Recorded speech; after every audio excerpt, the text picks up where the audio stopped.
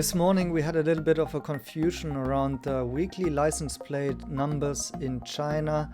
So last week we didn't get the data because of Chinese New Year, and this morning everyone was waiting for the latest numbers and the update for what has happened between 16th of January till 29th. And well, first the numbers came out were actually wrong by this blogger, so keep in mind that these are not official numbers, but they have been quite accurate in the past. But now these are what I believe are the final and correct numbers, but prove me wrong if you got an even better accurate number or update by now.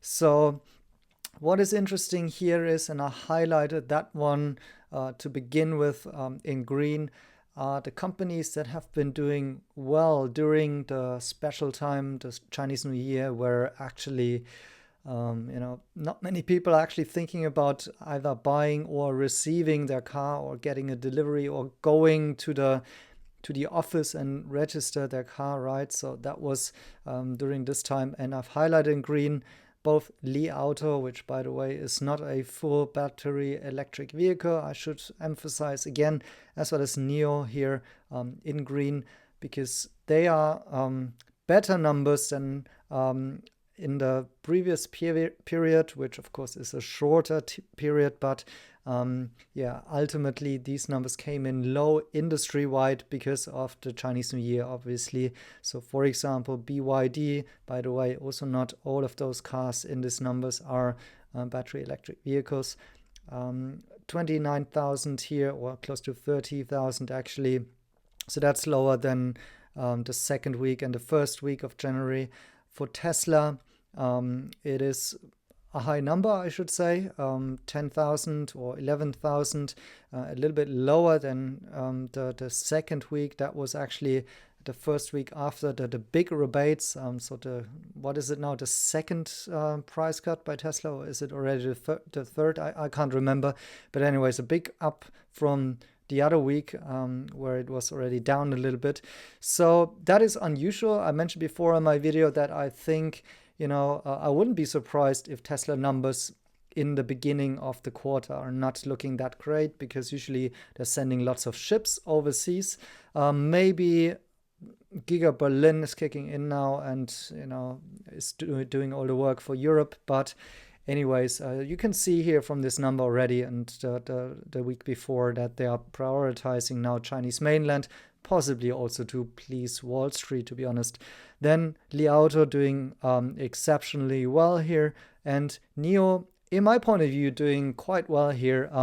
First of all, there has been worries about whether or not NIO would be impacted by Tesla price cuts, but the fact that they, just as one of the few companies here managed during that time to even deliver more cars than in the week before, tells me, well, it might be still early, but it seems they're not impacted by the price cuts. That was my suspicion from the beginnings, because, as I always say, my thesis is that Tesla increasingly should be in competition with BYD and Volkswagen, while NIO as the premium to luxury brand is more in competition, for example, to BMW, which over this short period of time was actually going a little bit lower here. So in this context, I should say NIO's numbers are looking not that bad, maybe heading towards 10K.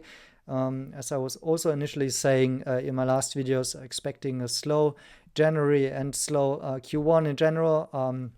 I think large ticket purchases are still a little bit towards the second half of the year in China. So they're now starting with their revenge consumption, putting those trillions which they saved to work, but mainly maybe in smaller ticket purchases in the beginning.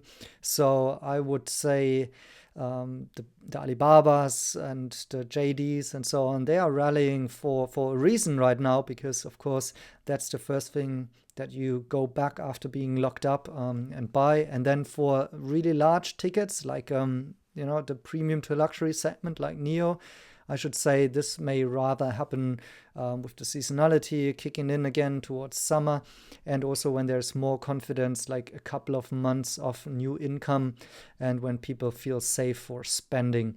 So, but against this context, really not too bad here by NIO, in my point of view.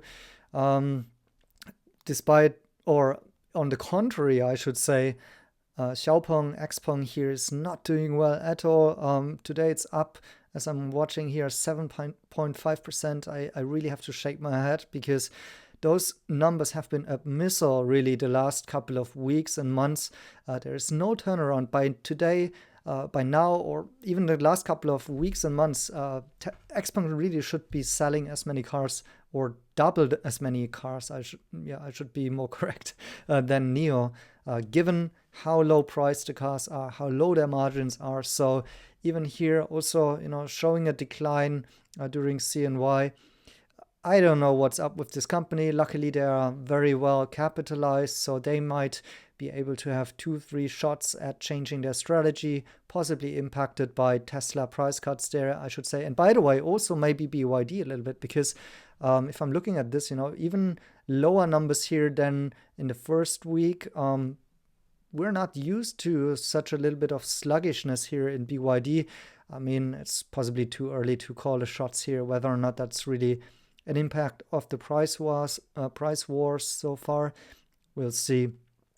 On the other hand, coming back here, Zeekr is really drying out here. They have been competing with NIO a little bit on the numbers. We're close to NIO, but NIO seems to be more sustainable right now and even growing despite having, back to that. Oh, by the way, this is a slide about Xunlei that I made. I actually did also a 30 minutes video for patrons only with my analysis, and I was really surprised to see Xunlei up here competing with the likes of Alibaba, Baidu, China Mobile, Huawei, and Tencent for the edge cloud services market.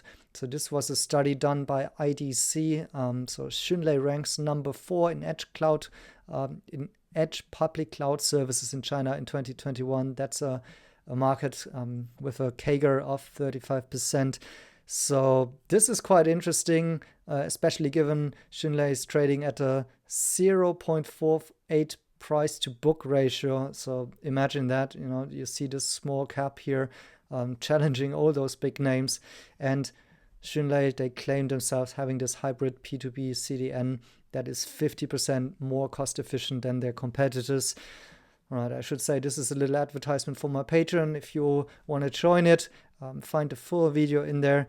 And now back to my slide before. So speaking about Zeekr and, for example, also Geely and Volkswagen, really low numbers here in my point of view.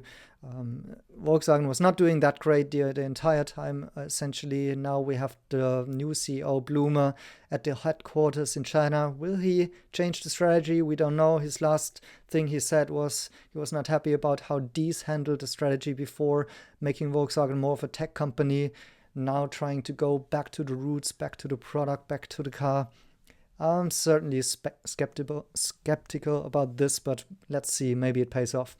Then Zeekr, once again, a Geely brand, was competing with NIO for quite a while, although it is lower price range, and here also drying up a little bit. So in this whole context, also with the other startups here, Voya going to zero. I'm not sure if there's just no data or if they haven't had any sales. Neta also, against this backdrop, really confident about NIO and how they're managing it right now, despite, of course, knowing expectations are high and people are wondering about the 300,000th car. When will it be delivered? But all in all, this is not looking too bad in my point of view. So yeah, these are the latest numbers. Let me know in the comments what you think about it. Thanks for watching, and see you in my next video.